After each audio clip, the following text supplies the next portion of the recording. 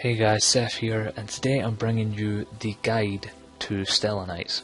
Now if you guys enjoy this video, please leave a like rating, it really helps out the channel. Also, the more positive response I get, the more likely I'm to do a deck profile on it. That being said, let's get into this. So what are Stellaknights? Well, they seem to be an archetype that kinda seem like Constellars, but more warrior centric. Constellars were more of a mishmash of beast warriors and fairies and different types that didn't really synergize well. So far this seems to be all warriors and they're all light attribute. That being said, they don't really have much going for them at the moment. Considering it's only 3 monsters and 1 XYZ, I don't really see much room for improvement at the moment. There needs to be more information and more cards to the archetype. Now let's go through the monsters that you will be using. At the moment there's 3 monsters and they all seem good except one. You have Stellaknight Altair. Now you only get these effects once per turn, you have to remember that, so each of the monster's effects can only be activated once per turn. This currently is getting compared to Stratos at the moment, but it's not a Stratos because it's only once per turn. Stratos was every time it was summoned, so keep that in mind at the moment, right? So we start with Stellaknight Deneb. Deneb basically works like Stratos, where when it's summoned you can add a Stellaknight monster from your deck to your hand, except Deneb. So it has its restriction. You've got Stellaknight Vega. Stellaknight Vega, when he's summoned you can special summon a Stellaknight monster from your hand, except Vega. And you have Stellaknight Altair. And Altair works kind of like a Wolfberg, but it's on normal summon. So when sorry, not normal summon. When this card is summoned, so it can be special summoned like Call the Haunted or whatever, you can target a Stellaknight monster in your graveyard except Altair, special summon that card in face up defense position. And if you activate this effect, monsters you control other than Stellaknight monsters cannot attack for the rest of the turn. There's its downside. You see, people are comparing that to Wolfbark, and it's just not a Wolfbark. It's not Wolfbark because it's really not that good when you consider that you're limited in what you can attack with for that turn. So if you choose to use Altair, you're going to suffer because the only XYZ play you've got at the moment is this XYZ Stellaknight Delta Telos. He requires 3 level 4 monsters with 2500 attack and 2100 defense. His effect reads that when this card has XYZ material, when you normal summon or special summon a monster, your opponent cannot activate cards or effects. So it really does act like a protection card, kind of like a Star Eater, I suppose, in a way. And once per turn you can detach 1 XYZ material from this card, then target 1 face-up card on the field, destroy that card. So it's kind of like a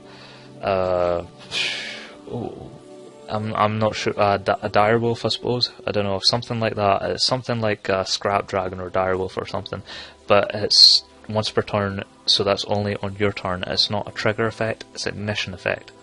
And he also has this last effect, which makes him so good, is if this card is sent from the field to the graveyard, so in any form, you can special summon 1 Stellaknight monster from your hand or deck. Now people are comparing this to Constellars. People are saying that the Stellaknight monsters will get reprinted, or the translation is wrong, or the Constellar cards will now become Constellar Knights or something like that.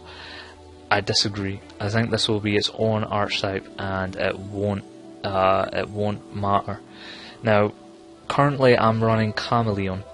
I've made like a Chaos variant. This is more of a Chaos variant with Kageto Kage upon normal summons of like Deneb. You can overlay and make you can add Altair, then overlay and get King Feral Imp, then add a Chameleon. Now Altair has 1700 attack and 0 defense, therefore he's a Chameleon target, and that makes him really good because you can XYZ and Synchro in this deck. On top of that, because you're running Kageto Kages and things like that, you can run Chaos Sorcerer and Blackluster Soldier and everything, of course. But we'll get to the bad points of this deck. There's a quick play spell card that they run, and I'm torn on it because it's janky, but it's also good for a searcher, and it's called Stellaknight Bridge. and it reads that you can only use it once per turn, so you can only use bridge once per turn. Target a Stellaknight monster you control, special summon one Stellaknight monster with a different name from your deck. So say you started with Vega, you can special summon Deneb, and then when he's summoned, you can add a Stellaknight monster from your deck to your hand, probably Altair. And if you do, when you've special summoned that other Stellaknight monster, if you do shuffle the target, so they're talking about the first Stellaknight monster you controlled, when you targeted, in fact I'll read it again, okay? Target one Stellaknight monster you control, special summon one Stellaknight monster with a different name for your deck, and if you do, shuffle that target into the deck. So what they're saying is, the first target gets shuffled into the deck, and you summon a second target, okay? And as long as that special summon monster is face up, you cannot special summon monsters except Stellaknight monsters. That is why people are considering this a junk card, and they don't want to run it. However, at the same time, I appreciate that this card allows you to dodge certain things like Bottomless Trap Hole,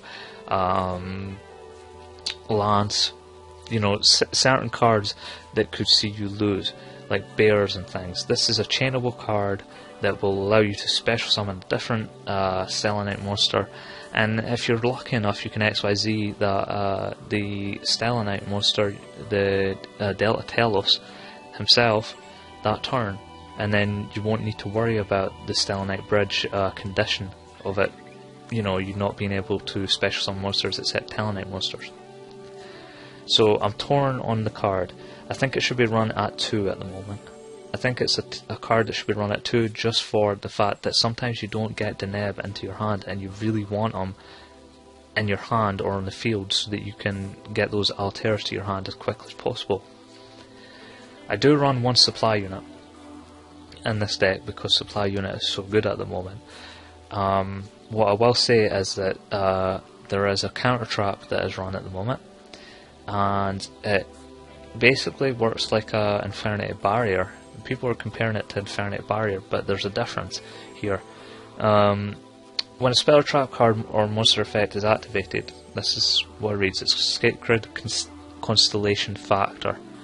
So when a spell trap or monster effect is activated, send one Stellaknight monster you control to the graveyard. Negate the activation. If you do, destroy it, then draw one card.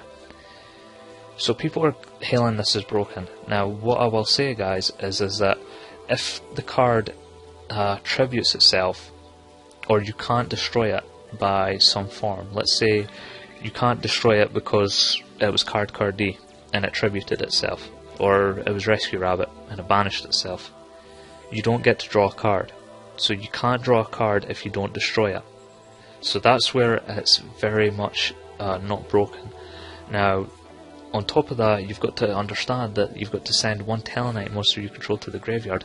That isn't Infernity Barrier. Infernity Barrier was just you control an Infernity monster, guess what, you can use your counter and there's no really any problems with it. This one, you've actually got a cost. You've got to send a Stellaknight monster you control to the graveyard.